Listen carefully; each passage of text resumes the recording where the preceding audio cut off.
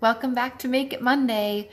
I would love to know if you had a good weekend and how your day was on, let's say, a scale of 1 to 10. 1 is you wish that you never had to do today again, and 10 would be you never want to have another Monday. Like, oh, no. 10 would have to be like, my Monday was really great and I wish Monday would never end. I'm going to give a number to my product that we're remaking tonight. And my old favorite is probably a 1. I never want to use that old product again. But this one I'm making is a big fat 10 because I have made it before and genuinely love it. And you have to try this one. It's really great. Which reminds me to tell you that the hair spray that I made for Sophia last week, in case you didn't see my update on that, we love it. Genuinely love it. Her hair looks so great, and we've had a lot fewer tangles, and she doesn't fight me as much, and it smells amazing.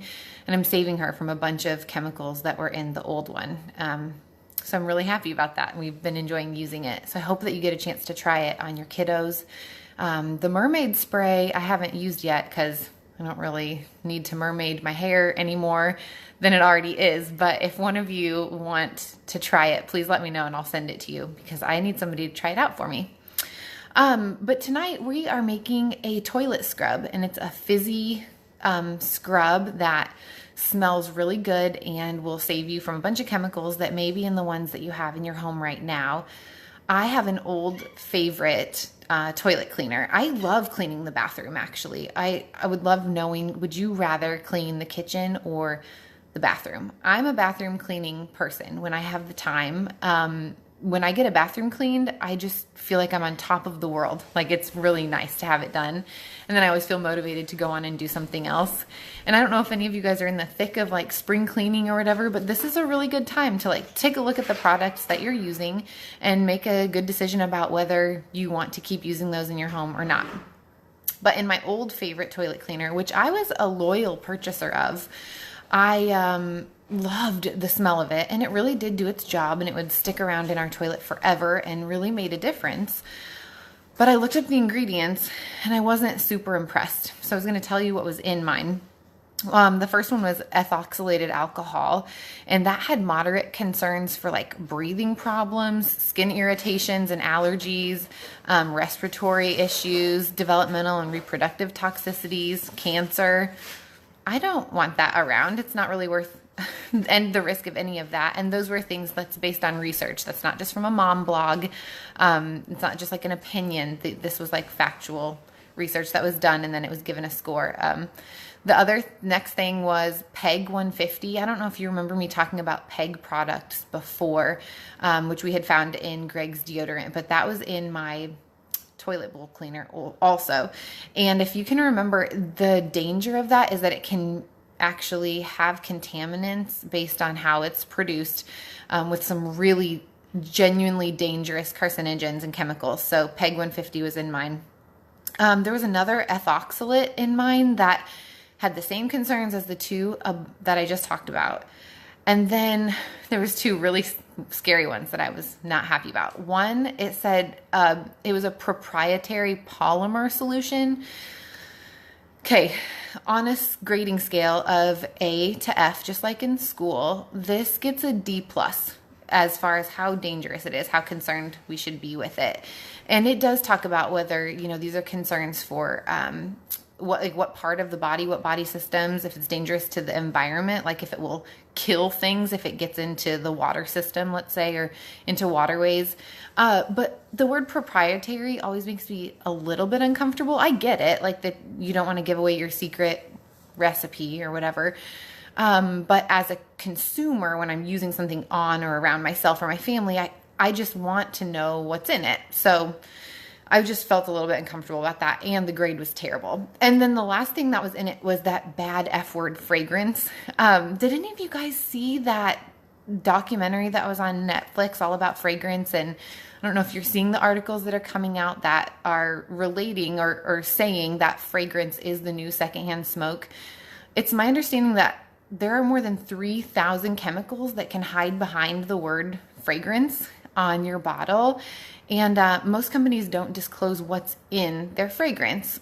I'm pretty conservative. I'm not really a person that like pushes for more regulations or anything, but I don't like think that companies necessarily should have to disclose what's in their products. A lot of people, we have different opinions about that, and that's okay. But even though I'm not saying I think there should be more laws that make the companies tell you, hey, this is exactly what we put in your product, I do think that if I can't see clearly what's in a product, I'm not going to run out and buy that for myself or for my home or for my family. That's just my personal choice. So that's why I've been trying to find some better alternatives for things that are in our home. So I got this recipe from Lindsay Elmore, and if you don't follow her yet, you really should. She has really great recipes, DIYs. She tells you actual like science behind things, which I really love. And so this recipe is hers, and I had made it a while ago. But the thing I love about it is that it smells incredible because of the essential oils that we're going to add to it, and it has really strong cleaning power, but it's saving me from the things that I didn't know what they were, and then when I looked them up were like genuinely terrible. So none of this, by the way, is like supposed to give you a fear factor or anything, but I just feel really empowered by the knowledge that I've been gaining over the last several months. I think I'm making good decisions. I think I'm making healthier decisions. I'll be posting in the comments about this research study that was done on I think it was over 700 some babies, and they followed them from like 3 to 4 months of age for over a year later. And they took a look at what products were being used in the home, like household cleaning products, specifically disinfectants, and the effect that it had on their gut flora, which you may know has a direct link to like your overall health and to your BMI and your weight. So that's really interesting, and I thought I would share that later. Okay, but I'm going to share this recipe with you. Super easy, and it takes, I think there's only 4 ingredients in it, so it's going to be really easy. But I'm going to mix mine in this little tiny glass bowl. I'm going to use 1.5 cups of baking soda. This is really great because it's kind of an abrasive. Oh, this one's specifically washing soda, but like baking soda, 1.5 cups of baking soda is fine. We use this in our laundry, and I also use it to, I mix it with thieves cleaner and use it as like a paste, a scrub, when I used to use a different product with a similar name that I loved. And I always said, I will never, that's my favorite cleaning product. I'll never get rid of it. But I did. But it works really well. So this will be kind of an abrasive to scrub out your toilet. And it also helps neutralize the odor. That's what I love about like these oils and these natural products that we're using. It actually goes to the source of the stink and doesn't just try to cover it up with a bunch of chemicals, but gets to the root of it and makes it smell better by addressing the actual issue, not just covering it up. So we're gonna do 1.5 cups of that. And then I had to get a new ingredient. I've had it before, but it's citric acid. And it just comes in this little powder form. It sounds scary, but it doesn't need to be. I got it on Amazon, of course. And I used it to make some of those like bath fizzies, but you can use it like for canning and like cleaning, descaling, preserving. I don't know, but we're going to use it for this scrub thing. It's just 1/3 cup of that.